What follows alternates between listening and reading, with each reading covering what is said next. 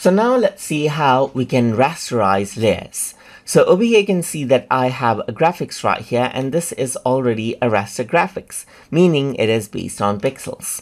But if I were to go around onto, let's say for example, a shape right here, and then let's say I'm going to fill it out right here with the color, and then choose a stroke right here and then draw, then this is not a raster graphics, rather this is a shape.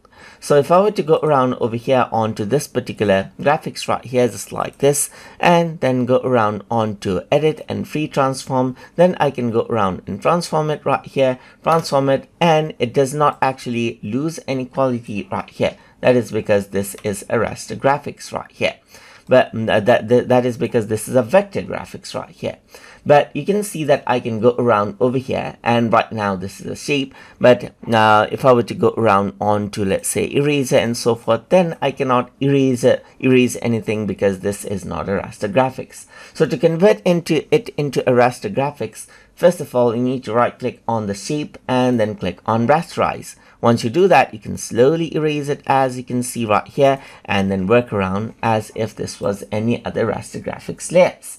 So that is how you can go around and rasterize layer inside a Photopea. So hope you guys learned something as always.